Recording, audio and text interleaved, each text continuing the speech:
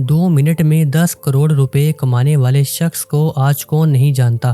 حال ہی میں ان کے بیٹے انت امبانی کی شادی ہوئی، جس میں دنیا بھر کے Hollywood, Bollywood movie star اور سیلیبریٹی کو دیکھا گیا ہے، اور یہ تو ظاہر ہے کہ یہ تمام لوگ فری میں نہیں بلکہ بھاری قیمت لے کر آئے ہیں۔ اگر میوزیکل پرسن جسٹن بائبر کی بات کی جائے تو انہوں نے چند منٹ کی پرفارمنس کے لیے 2 بلین روپے لیے ہیں۔ اس پوائنٹ پر سب کے ذہن میں ایک ہی سوال آتا ہے، ایشیا کے اس امیر ترین شخص کے پاس آخر اتنا پیسہ آیا تو آیا کہاں سے، اور وہ بھی عین اس وقت جب ایک بھائی سونے کے سمندر میں نہا رہا تھا اور وہیں دوسرے بھائی کا دیوالیہ نکلا ہوا تھا۔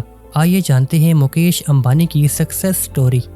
ناظرین، اگر آپ انڈیا میں رہتے ہیں تو آپ ایک بھی دن مکیش امبانی کو پیسے دیے بغیر نہیں گزار سکتے، چاہے وہ پیٹرولیم یا ٹیلی کام سیکٹر ہو، کرکٹ یا ریٹیل سیکٹر ہو، ایون کہ مکیش امبانی کے بزنس ہر جگہ پھیلے ہوئے ہیں۔ لیکن اگر ہم یہ کہیں کہ ان سب کی شروعات مکیش امبانی نے خود کی تو یہ غلط ہوگا۔ در حقیقت اس سب کی شروعات ان کے باپ دھیرو بھائی امبانی نے کی تھی۔ گجرات سے تعلق رکھنے والے یہ شخص 1950 میں اچھی جاب کے سلسلے میں یمن چلے گئے اور 8 سالوں تک وہاں امپورٹ اینڈ ایکسپورٹ کے بزنس میں کلرک کی نوکری کی۔ 8 سالوں بعد واپسی انڈیا آ کر ریلائنس کمرشل کے نام سے خود کی ٹریڈنگ کا بزنس سٹارٹ کیا، جسے ریلائنس کمرشل کا نام دیا گیا۔ یہ کمپنی انڈیا کے مسالے خرید کر افریقہ اور دوسرے ممالک میں بھیجا کرتی تھی، کیونکہ دھیرو بھائی کو امپورٹ ایکسپورٹ کی جاب کرتے ہوئے 8 سال ہو چکے تھے اور انہیں اپنا یہ بزنس چلانے کے لیے اچھا خاصا ایکسپیرینس تھا۔ دھیرو بھائی نے سوچا کہ امپورٹ ایکسپورٹ کا بزنس تو چل ہی رہا ہے، کیوں نہ کسی اور فیلڈ میں بھی جایا جائے۔ 1966 میں انہوں نے ریلائنس ٹیکسٹائل کے نام سے کمپنی بنائی اور کاٹن کی بجائے سینتھیٹک ٹیکسٹائلز کا استعمال کرنا شروع کر دیا، یعنی کیمیکل پروسیس کر کے کپڑے بنائے اور انہیں کاٹن سے کم ریٹ پر مارکیٹ میں سیل بھی کیا۔ وقت گزرنے کے ساتھ ساتھ ریلائنس انڈسٹری فیمس ہونے لگ گئی۔ یہ اتنی کامیاب ہو چکی تھی کہ 1987 میں کرکٹ ورلڈ کپ سپانسر کا ٹائٹل بھی ریلائنس کمپنی کے پاس ہی تھا۔ ایون کہ اس کمپنی نے پیٹرولیم انڈسٹری کو بھی خرید کر اپنا نام بنا لیا، اور اس وقت دھیرو بھائی کے دونوں بیٹے انل اور مکیش امبانی بھی اپنے والد کے ساتھ بزنس میں ہیلپ کرتے تھے۔ لیکن 2002 میں جب دھیرو بھائی امبانی کی موت ہوئی تو دونوں بھائیوں میں ایک ڈسپیوٹ کھڑا ہو گیا۔ اب مسئلہ یہ تھا کہ ریلائنس کمپنی کا کنٹرول کون سنبھالے گا۔ بورڈ آف گورنر کی میٹنگ میں طے کیا گیا کہ ریلائنس کمپنی کا ہولڈ مکیش امبانی کو دیا جائے گا، اور اس طرح دونوں بھائیوں میں لڑائی کی ابتدا ہو گئی اور ایک دوسرے سے بات چیت ختم ہو گئی۔ لیکن ان کی ماں نے کہا کہ یہ دونوں بھائی بزنس کو آدھا آدھا ڈیوائیڈ کر لیں اور اپنا اپنا کام کریں، اور اس طرح 2005 میں ریلائنس کمپنی کے بزنس دونوں بھائیوں میں ڈیوائیڈ ہو گئے۔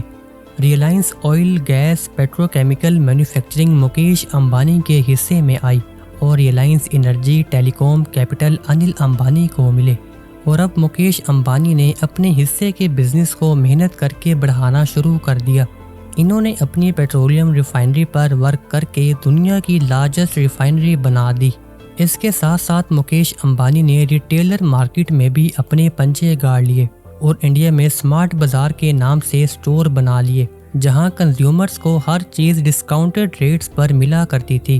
ایون کہ 2008 میں IPL کرکٹ میچز میں امبانی نے انڈیا کی ممبئی ٹیم کو بھی خرید لیا، اور یہی ٹیم اگلے کچھ سالوں تک IPL کی فیورٹ ٹیم بنی رہی۔ صرف یہی نہیں، 2016 میں مکیش امبانی نے ٹیلی کام انڈسٹری میں قدم رکھتے ہی انڈسٹری کے دوسرے کمپیٹیٹر کی دھجیاں اڑا دی۔ جیو کے نام سے موبائل نیٹ ورک لانچ کیا، جس میں کال، ڈیٹا، میسیج یوزرز کے لیے فری کر دیا گیا۔ یہ سنتے ہی لوگوں نے جیو کی سم خریدنا شروع کر دی، اور دیکھتے ہی دیکھتے جیو کے یوزر 450 ملین تک پہنچ گئے، اور اب جیو انٹرنیشنل کمپنیز کے ساتھ 6G ٹیکنالوجی پر کام کر رہی ہے۔ صرف یہی نہیں، 2024 میں مکیش امبانی نے دنیا کی سب سے بڑی میڈیا کمپنی بنانے کا اعلان کر دیا، جس کے لیے امریکہ کی کمپنی ڈزنی کے ساتھ $8.5 بلین کا پروجیکٹ سائن کر لیا، اور آج مکیش امبانی کی نیٹ ورتھ $116 بلین سے بھی زیادہ ہے، اور اس حساب سے یہ دنیا کے 10ویں اور انڈیا کے دوسرے امیر ترین شخص مانے جاتے ہیں۔ حال ہی میں ہونے والی انت امبانی کی شادی میں مکیش امبانی نے 5,000 کروڑ روپے خرچ کیے ہیں۔ ممبئی میں پائے جانے والا امبانی کا گھر انڈیا میں انٹیلیا کے نام سے فیمس ہے۔ یہ ایک 27 سٹوری بلڈنگ جم، سیلون، تھیٹر، ہیلی پیڈ وغیرہ پر مشتمل ہے۔ ایون کہ اس ہاؤس میں لگژری کارز کا شو روم بھی موجود ہے، جہاں صرف امبانی فیملی کی ہی گاڑیاں پارک ہوتی ہیں۔ ناظرین، اتنی زیادہ دولت رکھنے والے شخص کے پاس اگر $4 بلین کا گھر بھی ہو تو اسے کوئی فرق نہیں پڑتا۔ ایک طرف مکیش امبانی پیسے میں نہا رہے ہیں اور دوسری طرف انل امبانی، جنہیں والد کی جائیداد کا آدھا حصہ ملا، لیکن آج وہ بینکرپٹ ہو چکے ہیں۔ مختلف ایکسپرٹس نے بتایا کہ انل امبانی نے تیزی سے پیسہ بنانے والی اسٹریٹجی اڈاپٹ کی، جس سے وہ جلدی بلینئر بننا چاہتے تھے۔ سارا پیسہ ایک ہی ساتھ مختلف سیکٹرز میں لگا دینا سوائے بیوقوفی کے کچھ بھی نہیں۔